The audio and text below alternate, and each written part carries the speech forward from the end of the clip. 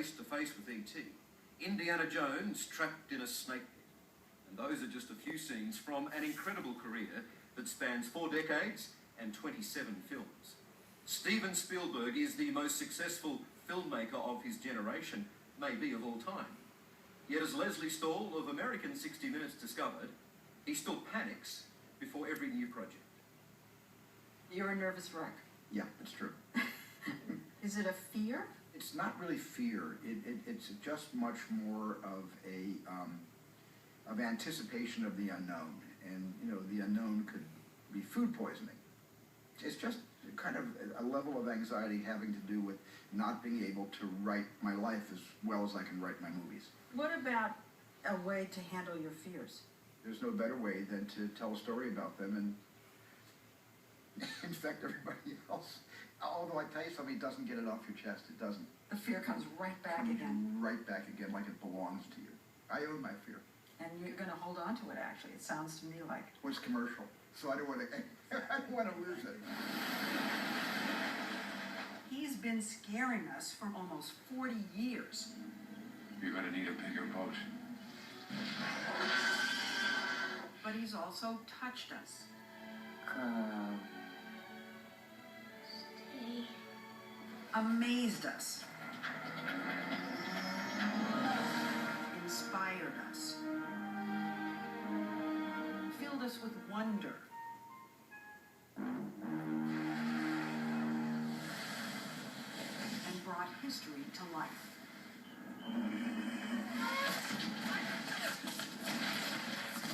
With such an eclectic repertoire, we wondered if anything tied his movies together. It turns out there is.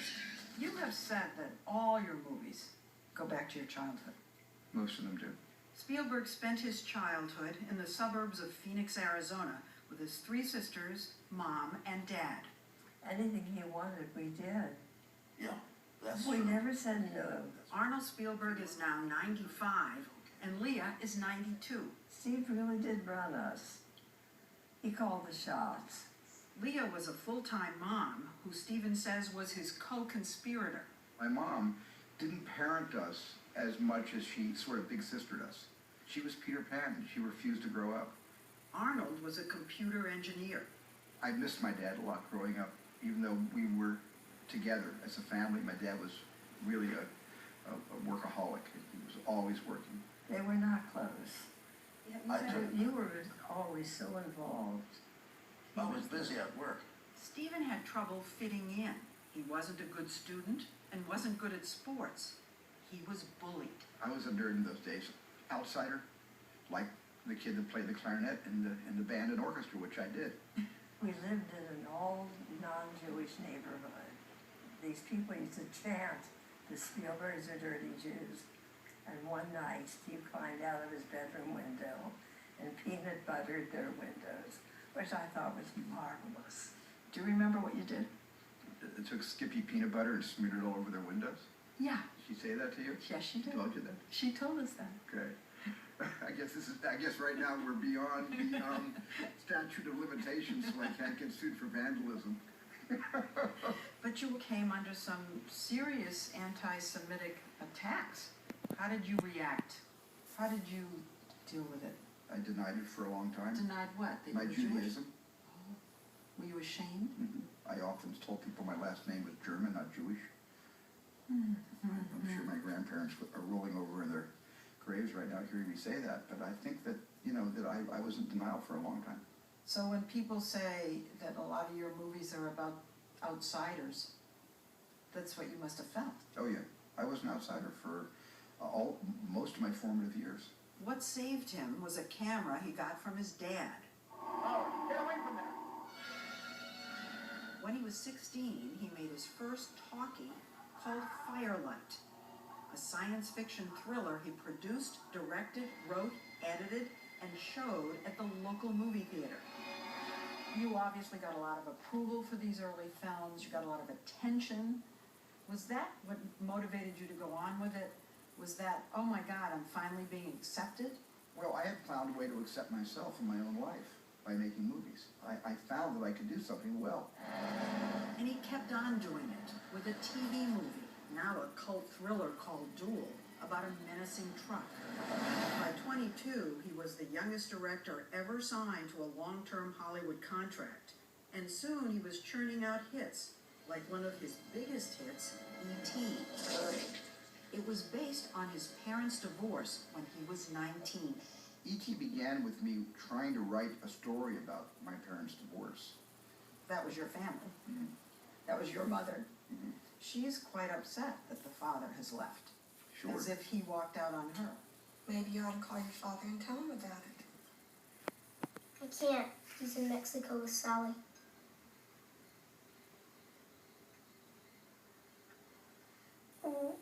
Where's Mexico? This was your sense of it. So you blamed your father. I did pin it on him. But that wasn't what really happened. She fell in love with another guy.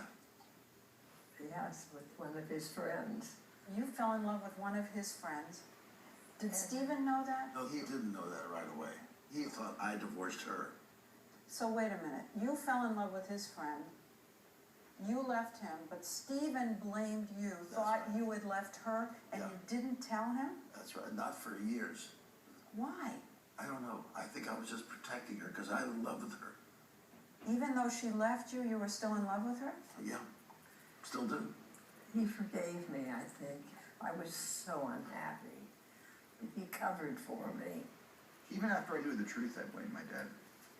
Oh my goodness. It's still a mystery to me, but even though my mother was like an older sister to me, I kind of put her up on a pedestal. And my dad was much more terrestrial, much more grounded, much more salt of the earth. And for some reason, it was easier for me to blame him than it was to someone who I was already insulted. This may explain why the workaholic, absent father is a recurring character in Spielberg's movies, Jack. like the businessman in Hook. Jack, next season I'm coming to 6 games, I promise. My word is my bond. Yeah, junk bond. When he blamed me, it came right out in the movies. You were the bad guy. Not so much a bad guy as an absent guy. That's the way he saw it. Probably expressed his need for more attention than I gave him. You stayed kind of angry at your dad. I did for too long, for many, many, many wasted years. 15 years. 15 years. It was bigger than I was, and I wasn't able really to come through it for a long, long time.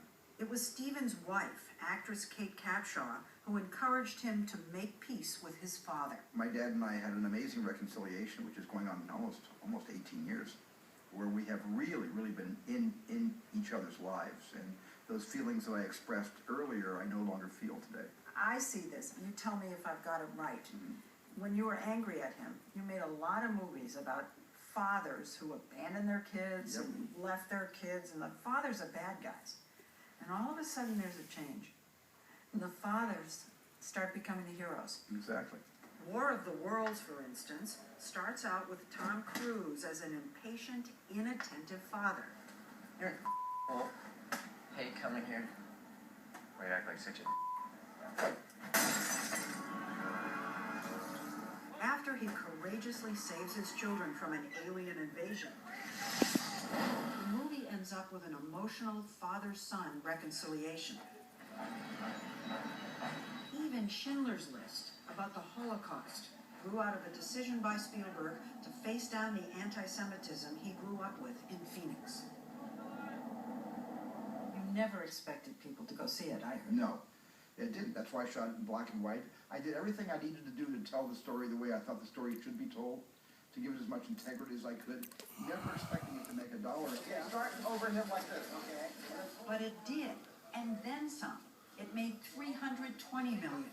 Spielberg won his first Oscars for directing and Best Picture, and his career went to a whole new level. And now he's turned his nervous energy into making a movie about Abraham Lincoln, a subject he researched for 12 years, immersing himself in the look, the sounds, the smallest details of life in 1865. I've always wanted to tell a story about Lincoln. I saw a paternal father figure. I saw someone who was completely, stubbornly committed to his ideals, to his vision, James Markinson. The movie's about how Lincoln gets the 13th Amendment, abolishing slavery, passed by Congress. It's a little-known story in the last 4 months of his life. Daniel Day-Lewis is Lincoln. Abolishing slavery by constitutional provision settles the fate for all coming time, not only of the millions now in bondage, but of unborn millions to come. There's not a lot of action.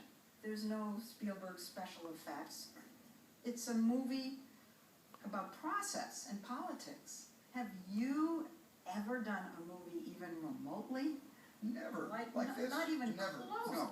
I knew I could do the action in my sleep. At this point in my career, in my life, the action doesn't hold any, it doesn't attract me anymore. With only one brief battle scene, the movie's more like a stage play with lots of dialogue as Lincoln cajoles and horse trades for votes. Blood's been spilled to afford us this moment now, now, now. Spielberg decided to hold off releasing the movie until after the November election because he didn't want the film to become a tug of war about party politics. I think the film is very relevant for today. It's about leadership. And there are certainly lessons about talking with people from the other side. Right. And about telling the truth, about how you feel. But what about the brooding, depressed Lincoln? I think there is a sense of a darkness with him.